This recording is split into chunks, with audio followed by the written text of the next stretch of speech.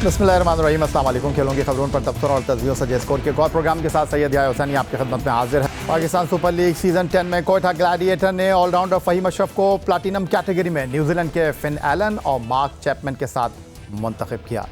हुसूर से ताल्लुक़ रखने वाले 31 साल के टेस्ट ऑलराउंडर फ़हीम अशरफ ने कदाफ़ी स्टेडियम लाहौर में पेशावर ज़ल्मी के मुकाबले पर शानदार बॉलिंग परफॉर्मेंस का मुजाहरा करते हुए पाकिस्तान सुपर लीग 2025 में पहले बॉलर होने का एजाज़ हासिल किया, जिन्होंने 5 विकेट की कारकर्दगी पेश की। दाएं हाथ के मीडियम फास्ट बॉलर ने 3.2 ओवर्स में 33 रन देकर 5 विकेट की परफॉर्मेंस पेश की।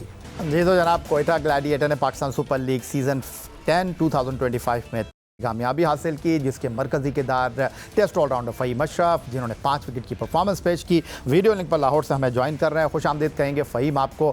कोयटा की फतूहात में आपने पहले बैट के साथ और अब बॉल के साथ परफॉर्म किया है, कैसा फील कर रहे हैं? देखिए जी, जब भी आप अपनी टीम की तरफ से अच्छा परफॉर्म करते हैं तो ज़ाहिर सी बात है आप खुद भी अच्छा फील कर रहे होते हैं, आपकी क्योंकि एक्सपेक्टेशन होती है आपकी टीम को आपको आपकी तरफ से। तो यही है कि जब आप अपनी टीम से अच्छा परफॉर्म करें, आपकी मैनेजमेंट को आपके और कॉन्फिडेंस आता है, तो आप को भी अपने आप पे कॉन्फिडेंस आता है। अच्छा फ़हीम, ये बताइएगा कि 9 सीज़न आप इस्लामाबाद यूनाइटेड से खेले, अब पहली मरतबा आप इस्लामाबाद के अलावा किसी टीम के साथ मुंसलिक हुए हैं। कोयटा ग्लैडिएटर ने आपको सबसे बड़ी कैटेगरी में पिक किया, दबाव था आपके ऊपर या नहीं? जी बिल्कुल, एज अ क्रिकेटर जब आप अपनी जिससे आपने अपनी कैरियर का आगाज़ किया होता है, थ्रू आउट उनसे खेल रहे होते हैं, लेकिन उसके बाद जब आप किसी और फ्रेंचाइज से जाएँ और वो आपको दूसरी टीमों की बजाय थोड़ा सा ज़्यादा प्रायोरिटी दे, तो थोड़ा सा दबाव होता है कि इन्होंने इतना ट्रस्ट मेरे पे शो किया है, तो मुझे भी इनके लिए कुछ ना कुछ करना चाहिए। तो थोड़ा सा शुरू अर्ली मैचेस में था, लेकिन उसके बाद जैसे टीम का माहौल था, जैसे सारे एक दूसरे को बैक कर रहे थे, जैसे मैनेजमेंट कॉन्फिडेंस दे रही है, तो उसके बाद काफ़ी चीज़ें नॉर्मल हो गई थी। कप्तान सऊद शकील की आपसे क्या बात हुई? आपको उन्होंने नया बॉल दिया, आपने पहले ही ओवर में सायम अयूब की विकेट लेकर कोयटा ग्लैडिएटर के लिए जो है वो उम्मीदों को रोशन कर दिया। हाँ जी बिल्कुल, हमारी यही बात हुई थी क्योंकि जब बैटिंग करके सारे वापस आए हैं तो यही बात कर रहे थे कि लेंथ बॉल जो है वो मुश्किल हो रहा है इस पिच पे, क्योंकि लाहौर में ऐसे होता नहीं है कि लेंथ बॉल इतना तेज आ रहा हो और एक्स्ट्रा बाउंस के साथ। तो यही था कि आके जो भी है जहाँ पे जो भी करना है, आके सिर्फ लेंथ जो अच्छी length with in the stump hit करनी है। तो सारे कप्तान के बाद में सारे बॉलर के साथ यही प्लान बना था कि यार जो भी है सिर्फ आके हमने अच्छी लेंथ पे हिट करना है। फ़हीम, 2017 में पहली बार आपसे मुलाकात हुई। आईसीसी चैंपियंस ट्रॉफी के दौरान आप विनिंग स्क्वाड का हिस्सा थे और इस 8 साल के अरसे में आप टेस्ट क्रिकेट भी खेले, T20 क्रिकेट भी खेले, वनडे क्रिकेट भी खेले। आप इस बात को अंडरस्टैंड करते हैं कि जितना आपके अंदर पोटेंशियल है, जितनी आपकी अहलियत है, सलाहियत है, उसके मुताबिक आपको खेलने का मौका नहीं मिला। अब आपको कोयटा ग्लैडिएटर ने जिस तरह इस्तेमाल किया है, आपने बैट के साथ भी बॉल के साथ भी अपनी रिस्पॉन्सिबिलिटी को जो है वो फुलफ़िल करने की कोशिश की है। देखिए जी, ये तो अगर किसी भी आप इंसान से पूछेंगे वो अपने से चीज़ें उतार देगा कि हाँ मुझे मौका नहीं मिला, मौका मिलता रहा है। सम टाइम हम भी पर वैसा खेल नहीं सकते थे, सम टाइम कुछ चीज़ें हमारे हाथ में नहीं जाती थी, तो दोनों दोनों चीज़ें चलती रहती हैं। ये नहीं है कि किसी एक तरफ से ही ऐसा होता है। ये देख लें जैसा कि मतलब जैसे आप पे कोई ट्रस्ट करता है तो आपका फिर हक भी बनता है कि आप डिलीवर करें। तो होता भी है, जितने भी हमारे पाकिस्तान के लड़के जब भी किसी पे ट्रस्ट किया जाता है तो वो एक नहीं दो नहीं, लेकिन उनका फिर उन पे हो, क्योंकि वो सारे क्रिकेट खेले हुए होते हैं, काफ़ी अरसा से खेल रहे होते हैं, तो फिर डिलीवर करते हैं और ऐसा हो भी रहा है, होता भी रहा है। अच्छा, जो आपके चाहने वाले हैं वो आपकी परफॉर्मेंस से बड़े खुश हैं और होना भी चाहिए। बांग्लादेश प्रीमियर लीग में आपने उम्दा कारकर्दगी का मुजाहरा किया, चैंपियंस ट्रॉफी के स्क्वाड में आपको जगह मिली। बड़ी तनकीद हुई कि जी बांग्लादेश प्रीमियर लीग के परफॉर्मेंस पर फ़हीम अशरफ को मुंतखब कर लिया गया, लेकिन अब आपने पाकिस्तान सुपर लीग में कोयटा ग्लैडिएटर के लिए जिस तरह कारकर्दगी का मुजाहरा किया है तो एक नई शुरुआत आपने की है और एक बार फिर आपने खुद से जुड़ी तवक्कुआत को पूरा करने की कोशिश की है। मुतमईन हैं आप? देखिए जी, पहली बात तो यही है भाई, मुझे नहीं लगता कि चैंपियंस ट्रॉफी में मेरी सिलेक्शन जो है वो बीपीएल की वजह से हुई थी, क्योंकि उससे पहले डिपार्टमेंट का जो टूर्नामेंट था उसमें मैं प्लेयर ऑफ द टूर्नामेंट था। उस वजह से मुझे खुद ये है कि उस वजह से मेरी सिलेक्शन हुई है, ना कि बीपीएल की वजह से, क्योंकि बीपीएल एक T20 लीग है। अगर T20 का कुछ होता फॉर्मेट तो बंदा उस तरफ माइंड लेकर जा सकता है, लेकिन अभी जैसे आप पीएसएल की बात कर रहे हैं तो कोशिश तो हर प्लेयर की यही होती है कि हम अपनी लीग में अच्छे से अच्छा परफॉर्म करें, पाकिस्तान टीम में जगह बनाएं और जितना अपनी टीम के लिए हो सकता है बेस्ट करें। तो तो फ़हीम, अब ये बताइएगा कि आपका शुमार पाकिस्तान के सीनियर क्रिकेटर्स में होता है, तजुर्बेकार खिलाड़ी होने की हैसियत से अब किस तरह देख रहे हैं अपने फ्यूचर को? इस टूर्नामेंट में क्या टारगेट किया हुआ है? किस तरह अपने आप को प्रेजेंट करना है? 2 मैचों में अच्छी कारकर्दगी का मुजाहरा किया है, बैट के साथ भी, बॉल के साथ भी, अपने आप को एक ऑलराउंडर की हैसियत से मनवाने की कोशिश की तरफ आपने कदम बढ़ाया। हाँ जी, बिल्कुल यही है भाई। जैसे आपने बात की है कि एज ए सीनियर क्रिकेटर पहले कुछ चीज़ें सही जो अर्ली स्टेज में थी, बैटिंग खासतौर पे बैटिंग की बात करूंगा कि बैटिंग में वैसे मैच्योर नहीं थे। अभी थोड़ा सा सीनियर होने के नाते थोड़ा सा क्रिकेट खेलने के बाद थोड़ी सी समझ आ गई है कि अपनी बैटिंग को कैसे यूटिलाइज करना है, किस सिचुएशन में कैसे खेलना है, वरना पहले ऐसे नहीं था होता। ये जो क्रिकेट खेलने के बाद ही ये चीज़ें आपको आती हैं। तो कोशिश अब यही है कि जहाँ जहाँ पे मैं जो जो चीज़ें लैग कर रहा हूँ उनको दोबारा से फिल करूँ। अगर मेरा फिटनेस का मसला है मैं अपनी फिटनेस बेहतर करूँ, अगर मेरा बॉलिंग का मसला है बॉलिंग बेहतर करूँ, अगर मेरा बैटिंग का मसला आ रहा है अपनी बैटिंग बेहतर करूँ। और जहाँ पे भी हो सके पाकिस्तान को अगर हमारी कभी ज़रूरत पड़ती है तो पाकिस्तान को जहाँ पर भी हमारी ज़रूरत पड़े तो पाकिस्तान के लिए हम दस्तयाब हों। That's wonderful. ये बताइएगा कोयटा ग्लैडिएटर के ड्रेसिंग रूम का माहौल कैसा है? देखिए जी, ये भाई जब आप जीतते हैं तो टीम का माहौल तो डेफिनेटली अच्छा था, लेकिन मैं यहाँ पे मेंशन करूंगा कि जब हम 2 मैच हारे थे और वो बुरे तरीके से हारे थे, उसके बाद जो हमारी टीम का माहौल था वो बेहतरीन था। क्योंकि जब आपकी टीम का माहौल, ड्रेसिंग रूम का माहौल रिलैक्स होगा यंगस्टर्स के लिए या दूसरे सारे सभी प्लेयर्स के लिए, तभी आपकी टीम अच्छा परफॉर्म करती है। क्योंकि अगर आप यहाँ पे आप देख लें कि अगर उन 2 मैचेस के बाद अगर टीम का माहौल अच्छा ना होता तो हमारी टीम यहाँ पे वैसा परफॉर्म ना करती। बस कोशिश यही होती है कि टीम के ड्रेसिंग रूम का माहौल अच्छा रखा जाए, जितने यंगस्टर हैं उन सबको साथ लेके चला जाए। तो ऐसे ही कर रही है सारी टीम और सारी मैनेजमेंट। नदीम उमर साहब काफ़ी खुश नज़र आ रहे हैं, तो ये जानना चाहूँगा कि क्या उम्मीद है इस बार आपकी टीम प्लेऑफ में तो जाती हुई नज़र आ रही है, क्या उम्मीद रखें आपसे? बैटिंग भी चल रही है, बॉलिंग में भी परफॉर्मेंस हो रही है, तो क्या उम्मीद रखें इस बार? और नदीम उमर साहब क्या चाहते हैं? देखिए जी, हर ओनर और हर क्रिकेटर की ख्वाहिश तो यही होती है कि हम हर दफ़ा ही जो है वो ट्रॉफी उठाएं। कोशिश हमारी यही है कि हम अच्छी क्रिकेट खेलें। अभी जो हमारी चीज़ें हाथ में, हम वो चीज़ें अच्छी करें। अभी हमारे हाथ में अगले 4-5 मैचेस है, इनको अच्छे से खेलें, अच्छे से परफॉर्म करें इसमें और प्लेऑफ में जगह बनाएं। और उसके बाद हमारा जो नेक्स्ट गोल है वो गोल यही होगा कि फाइनल में जगह बनाएं, और अगर फाइनल में जगह बनाते हैं तो फिर इंशाल्लाह ज़रूर ट्रॉफी जीतने की तरफ जाएंगे। बहुत शुक्रिया फ़हीम अशरफ साहब, हमारी बेस्ट विशेज़ आपके साथ हैं। आप इसी तरह अच्छी कारकर्दगी का मुजाहरा करें और पाकिस्तान क्रिकेट में भी अपना किरदार अदा करने में कामयाब हों। एक बार फिर आपके लिए बेस्ट विशेज़ और बहुत बहुत शुक्रिया। टेस्ट ऑलराउंडर फ़हीम अशरफ हमारे साथ मौजूद थे। कोयटा ग्लैडिएटर के लिए आखिरी 2 मैचों में बड़ी उम्दा कारकर्दगी का मुजाहरा किया और कह रहे हैं कि आने वाले दिनों में कोयटा ग्लैडिएटर इससे मज़ीद बेहतर कारकर्दगी का मुजाहरा करेगी। मिलते हैं एक ब्रेक के बाद।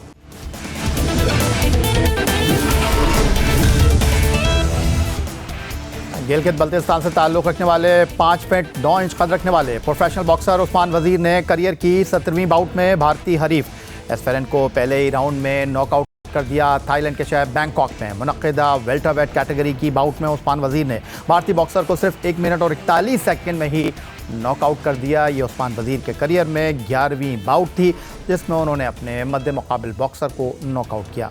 माली मसाइल और मुश्किलात के बावजूद उस्मान वज़ीर बैनुल अक़वामी सतह पर प्रोफेशनल बॉक्सिंग में पाकिस्तान के लिए मुसलसल फतूहात समेट रहे हैं, जो एक काबिल तहसीन बात है।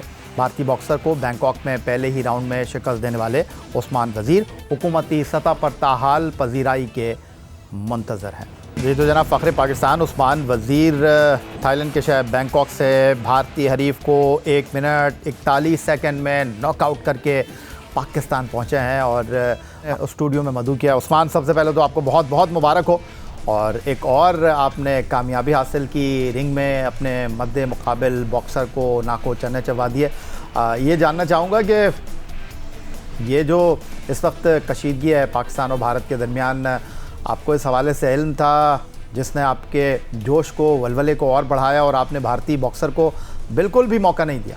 अस्सलाम वालेकुम यायब भाई, सबसे पहले आपको मुबारक हो, तमाम पाकिस्तान के लोगों को मुबारक हो। अल्हम्दुलिल्लाह मैं इंडिया के अगेंस्ट फाइट जीतने में कामयाब हुआ।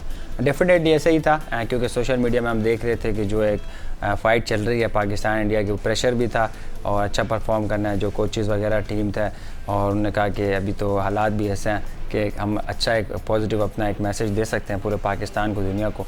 तो वो प्रेशर था, डेफिनेटली था, मगर ये था कि अल्हम्दुलिल्लाह जो हमारा गेम प्लान था हमने उसी पे काम किया, तो अल्हम्दुलिल्लाह हम फाइट जीत गए।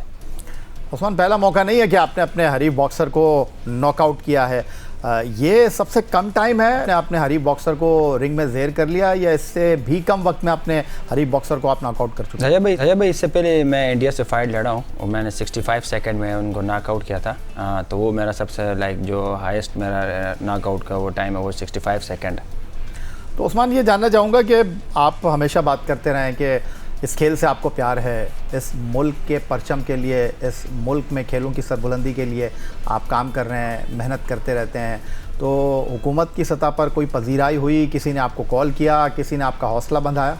बिल्कुल अजय भाई, मैं सिंध गवर्नमेंट का शुक्रिया अदा करता हूँ। मुझे यहाँ से सैयद गनी साहब, MPS जो हैं आसिफ मूसा भाई, फरहान गनी, जितने भी यहाँ पे हैं सिंध गवर्नमेंट से, हबीब भाई, इन लोगों ने सब ने मुझे कॉल्स की, मुबारकबाद दी और मुझे एयरपोर्ट में लेने आए। ये सारे मुझे एयरपोर्ट में भी लेने आए थे। उसके बाद जो सिंध पुलिस है, SSU मकसूद मेमन साहब, वो सारे उनके जो थे ऑफिसर्स, वो सारे मुझे एयरपोर्ट पे लेने आए। बड़ा अच्छा मेरा इस्तकबाल हुआ कराची में। और इस वक्त टेलीफोन लाइन पर सीनियर रहनुमा पाकिस्तान पीपल्स पार्टी पार्लियामेंटेरियन और सूबाई वज़ीर सईद गनी साहब हमें ज्वाइन कर रहे हैं, जिनके हवाले से आपने गुफ्तगू की कि जाने से पहले भी उन्होंने आपका हौसला जो है वो बुलंद किया था, मुलाकात की थी, और जब आप वापस आए हैं तब भी आपको वेलकम किया है। खुशामदीद कहूँगा सईद गनी साहब आपको।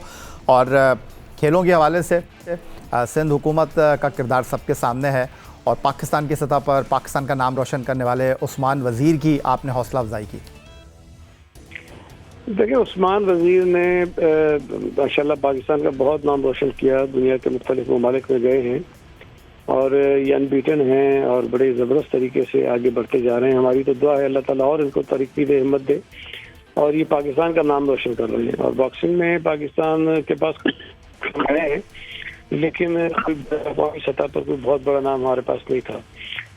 लेकिन जिस अंदाज में उस्मान आगे बढ़ रहा है, जिस अंदाज में ये जीत रहा है, हमारी दुआ है कि अल्लाह ताला इसको और कामयाब करे। देखिए, सिंध हुकूमत ने हमेशा खेलों के हवाले से इंडिविजुअली खिलाड़ियों को भी और टीम्स को भी और मुख्तलिफ जो फेडरेशन उनको भी बहुत सपोर्ट किया है। बल्कि आपको तो शायद सुन के हैरत होगी कि सिंध हुकूमत वाहिद सूबाई हुकूमत है जो पाकिस्तान हॉकी फेडरेशन को, जो हमारा कौमी खेल है, उनको भी हम ग्राउंड देते रहे साथ। तो इससे आप अंदाज़ा लगाइए कि हम कितना दिलचस्पी लेते हैं। और चीफ मिनिस्टर साहब हमारे इस मामले में बहुत खुले दिल के साथ, जब उनको पता चलता है कि कोई भी खिलाड़ी है दुनिया में जाना चाहता है, नाम रोशन करना चाहता है, अल्लाह ताला ने उसको टैलेंट दिया है, लेकिन वसाइल की कमी है, तो हम उसकी वो जो रिक्वायरमेंट होती है वो हम पूरी करते हैं।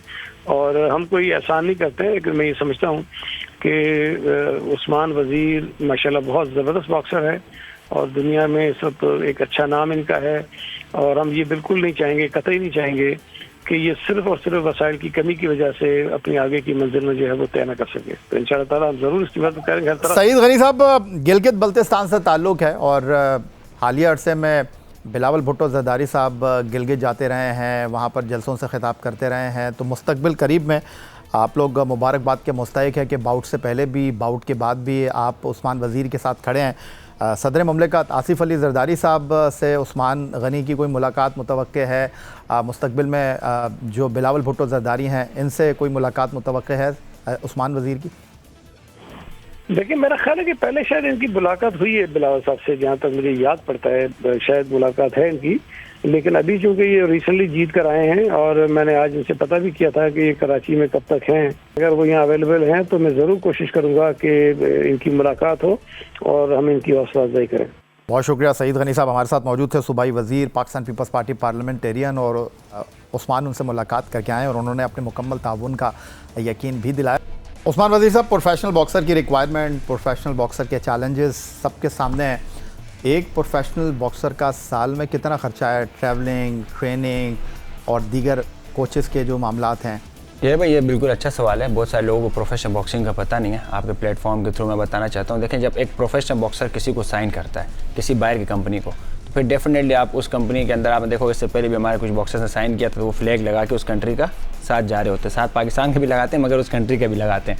फिर वो सारा उनके जितने भी एक्सपेंस होता है, उनके कोच का, उनके न्यूट्रिशन, उनका रहना, उनका वीज़ा, ट्रैवलिंग जितना भी होता है, और उनके फाइट पर्स भी उनको देते हैं, वो कंपनी देती है, क्यों? वो उस कंपनी के लिए खेलता है। उस टाइम आपका कंट्री 3rd नंबर पे आता है, पहले प्रमोशन आती है, फिर वो वाला मुल्क आता है जिस मुल्क का वो प्रमोटर है, फिर जाके आपका तीसरे में पाकिस्तान आता है। तो वो भी एक फ़ाइटर को जब आप साइन किया, वो फाइटर होता है, तो उसके अंदर एक फ़ाइट के अंदर उसको 30-40 हज़ार डॉलर उसके एक इवेंट का लगता है। तो आप साल पे रखेंगे कि जब आपने 3 से 4 फाइट्स खेलनी है तो ऑलमोस्ट आपका 1.5 से 2 लाख डॉलर आपको है, एक अच्छे लेवल पे आपने खेलनी है और वर्ल्ड लेवल पे आपने जाना है, तो इतना एक्सपेंस होता है। तो अनफॉर्चुनेटली हमारे कंट्री में, पूरे एशिया में लाइक प्रोफेशनल बॉक्सिंग के इतने प्रोमोटर्स नहीं हैं, और हम जैसे वो ये कि हमने किसी को साइन नहीं किया हुआ, तो हम सिर्फ पाकिस्तान के फ्लैग के साथ जाते हैं, तो हमें अपने फ़ाइट पर, हमें जो फ़ाइट के जो जितने भी स्लॉट फीस होती है वो भी हमें प्रोमोटर को पे करनी पड़ती है, अपॉर्चुनिटी के लिए पे करना है, अपने कोचेस को भी हमने पे करना है, टिकट भी हमने खुद करना है, वहाँ पे जो हमारे न्यूट्रिशन है उसको भी हमने खुद पे करना है। तो ये हम लोग, आप समझे कि एक बाहर के जो साइन बॉक्सर्स होते हैं किसी कंपनी के, वो सिर्फ 10% एफर्ट करते हैं, हम 90% एफर्ट करते हैं, हम ट्रेनिंग के अलावा भी। तो ये थोड़ा मुश्किल है। बाकी ये है कि आप एक फाइटर को 3 फाइट्स के अंदर ऑलमोस्ट 1.5-2 लाख डॉलर उसके लगते हैं एक साथ। उस्मान, हमारी नई ख्वाहिशात आपके साथ हैं, इतनी मुश्किलात के बावजूद आप हिम्मत नहीं हारे और बड़ी यकसुई के साथ इस खेल के साथ मुंसलिक हैं, और इस खेल में पाकिस्तान का नाम बुलंद कर रहे हैं, पाकिस्तान का सब्ज़ हिलाली परचम जो है वो बुलंद कर रहे हैं। इसके लिए पूरी पाकिस्तानी कौम की तरफ से आपको बहुत बहुत मुबारकबाद, और आपकी एक और कामयाबी पर हमारी पूरी टीम की तरफ से, जियो की इंतज़ामिया की तरफ से आपको बहुत बहुत मुबारकबाद। ये थे जनाब पाकिस्तान के प्रोफेशनल बॉक्सर उस्मान वज़ीर ने थाईलैंड के शहर बैंकॉक में भारतीय हरीफ को 1 मिनट 41 सेकंड में नॉकआउट करके अपने प्रोफेशनल करियर में एक और कामयाबी हासिल की। हायर एजुकेशन कमीशन के तहत कराची IBA में all Pakistan inter university archery championship का इनेकाद किया गया। पाकिस्तान की 8 जामियात ने तीरंदाजी के मुकाबलों में हिस्सा लिया। हायर एजुकेशन कमीशन के चेयरमैन डॉक्टर मुख्तार अहमद ने इवेंट का इफ्तिताह किया। जियो न्यूज़ से गुफ्तगू में डॉक्टर मुख्तार अहमद बोले, खिलाड़ियों को सपोर्ट करने की ज़रूरत है, उनकी कोशिश होगी कि एथलीट्स भी अरशद नदीम की तरह ओलंपिक में पाकिस्तान का नाम रोशन करें। हायर एजुकेशन कमीशन के चेयरमैन डॉक्टर मुख्तार अहमद ने मज़ीद कहा कि एथलीट्स को ट्रेनिंग के लिए बैरून मुल्क भी भेजेंगे। ये IBA कराची में 11th इंट्री आर्चरी जो मेल की कंपटीशन शुरू हुई है, माशाल्लाह I am very happy and proud. ये अच्छी एक्टिविटीज़ हैं, हेल्दी एक्टिविटीज़ हैं, और शुरू से ही HEC इसकी तरफ फोकस कर रहा है, और हमें बड़ी खुशी होती है कि हम पाकिस्तान की हर अच्छी ओलंपिक गेम्स भी हैं और दूसरी जो लोकल गेम्स भी हैं उसमें हम नर्सरी प्रोड्यूस कर रहे हैं अपनी मेन जो कंट्री लेवल की नेशनल टीम्स हैं। इस वक्त भी माशाल्लाह हमारी क्रिकेट से लेके हॉकी है, फुटबॉल है, बैडमिंटन है, टेबल टेनिस है, आर्चरी है, और दूसरी जो इस तरह की गेम्स हैं जो ऑफकोर्स ओलंपिक्स की गेम्स भी हैं और बाकी भी लोकल हैं, उसमें बहुत सी हमारी टीमों में उस जो नेशनल लेवल की टीम भी है उसमें हमारे HEC के जो बच्चियां वो पार्टिसिपेट कर रही हैं, और ये हमें फ़ख्र है कि हमारे बच्चों में इतनी पोटेंशियल है, और HEC कंटिन्यू एफर्ट कर रहा है कि हम अपने बच्चियों को वो अपॉर्चुनिटी दें कि तालीम के साथ साथ उनकी अच्छी तरबियत, उनकी ज़हनी नशोनुमा और उनकी सेहत का भी ख्याल हो, और इस तरह की को-करिकुलर एक्टिविटी में वो आगे बढ़ें और मुल्क का नाम रोशन करें। हमने अभी अपनी स्पोर्ट बोर्ड में ये फैसला भी किया है, जो यूनिवर्सिटी का स्पोर्ट बोर्ड है, कि हमारे वो बच्ची जिनमें पोटेंशियल होगी, अल्लाह करे वो ओलंपिक्स तक खेलें, हम उनको हर तरह की फैसिलिटेशन देंगे, जिसमें बाहर की ट्रेनिंग है, बाहर उनको ट्रेनिंग के लिए भेजना, लेकिन उसके लिए साबित करना होगा कि हमारे यहाँ पोटेंशियल है। कराची की सख्त गर्मी में लाहौर यूनिवर्सिटी और पंजाब यूनिवर्सिटी के एथलीट्स ने उम्दा कारकर्दगी का मुजाहरा किया। जियो न्यूज़ से गुफ्तगू में एथलीट्स बोले, HEC के शुक्रगुजार हैं, उन्होंने एक बेहतरीन इवेंट का इनेकाद किया।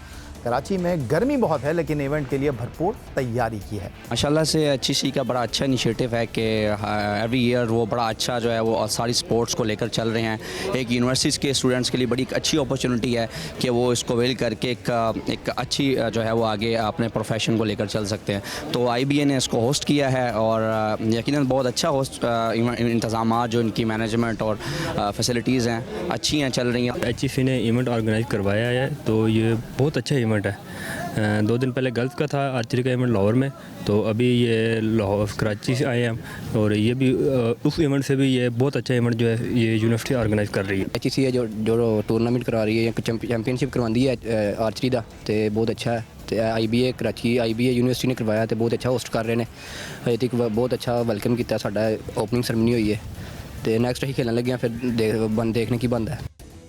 यही था जनाब आज का हमारा प्रोग्राम। आप हमें एक्स अकाउंट पर फॉलो कर सकते हैं, ईमेल कर सकते हैं, अपनी राय से आगाह कर सकते हैं score@geo.tv पर। इस दुआ इस उम्मीद इस तवक्को के साथ कि पाकिस्तान में खेलों खिलाड़ी तरक्की करते रहें। सैयद याह्या हुसैनी को स्कोर की पूरी टीम के साथ अगले प्रोग्राम तक के लिए इजाज़त दीजिए। अल्लाह हाफिज़।